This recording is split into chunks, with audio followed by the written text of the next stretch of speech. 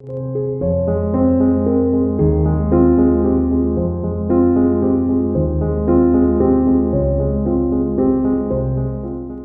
sont les esprits qui nous accompagnent?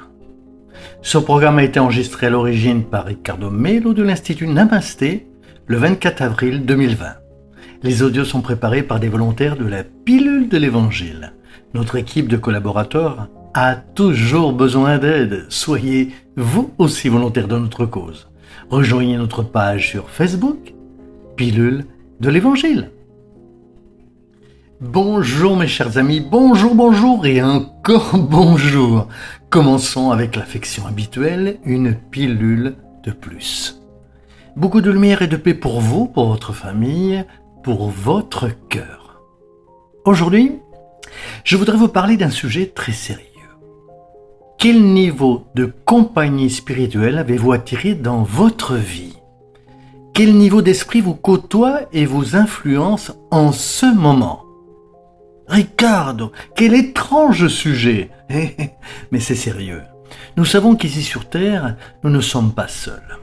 L'apôtre Paul parlait de la foule silencieuse qui nous regarde. Et nous savons grâce à nos amis spirituels que nous attirons tous réellement une légion qui nous accompagne. Ce sont des amis qui veulent notre bien et souvent des esprits troublés qui ne sont pas en paix et qui malheureusement finissent par avoir une syntonie avec nos troubles personnels. Et ce n'est pas par hasard, c'est ainsi que les obsessions commencent. Pour cette raison, celui qui veut être heureux ici sur Terre doit se remettre en question. Est-ce que j'attire vraiment une bonne compagnie spirituelle? Regardez comme c'est intéressant. Évidemment, tout parent qui s'occupe naturellement de l'éducation de ses enfants se soucie de la compagnie choisie par son fils. Lorsque son enfant vous dit « Je sors, je vais à une fête », quelle est la première question que vous lui posez? Avec qui vas-tu? C'est comme ça chez nous. Avec qui vas-tu? Où est-ce? À quelle heure vas-tu arriver? À quelle heure tu reviens? Pourquoi? Parce que vous vous en souciez. Qui aime s'en occupe, qui aime se soucie. Vous voulez savoir qui est cette compagnie. Si vous êtes proche d'une mauvaise compagnie, il est logique que cela vous fasse du mal. Eh bien, transposons cela dans notre réalité quotidienne. Nos compagnons spirituels sont sélectionnés par notre conduite et notre modèle vibratoire. Et vous ne pouvez pas mentir. Je peux par exemple vous faire croire que je suis bon. Mais mon modèle vibratoire sera d'un hypocrite. Ainsi, dans le monde des esprits, ils savent qui je suis réellement. Moi, par exemple, je peux commettre d'innombrables crimes et ici sur Terre tromper tout le monde. Mais intérieurement, je serai un criminel. Et mon modèle spirituel sera celui d'un criminel. Mais je peux faire semblant d'être bon. Mais si en fait je suis un bavard et que je détruis la vie de certaines personnes avec des commérages, mon modèle vibratoire sera de celui qui est médisant.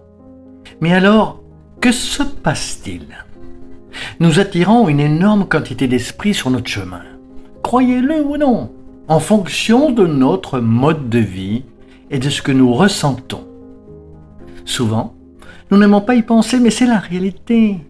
Nous ne sommes pas seuls et les compagnies ne sont pas toujours les meilleures. Et pourquoi? En raison du modèle de vie que nous menons. Imaginez. Beaucoup de gens vivent cloîtrés en buvant, se droguant, en écoutant de la musique pornographique, avec tout le respect dû à ceux qui le font. Selon vous, quel genre d'esprit accompagne cette atmosphère? Des esprits comme Jésus? Il faut en rire, sérieusement. Bien sûr que non, c'est évident que non. Imaginez, comme exemple, nous avons l'habitude tout le temps de simplement juger, de voir uniquement le côté négatif des gens, de critiquer simplement. Notre habitude est de nous plaindre des animaux, de les maltraiter, de nous plaindre les plantes, de salir les rues, la nature. Nous sommes de mauvais membres de la famille, égocentriques et attachés à la matière. Et alors, quel genre d'esprit pensez-vous qu'il y aura à notre côté?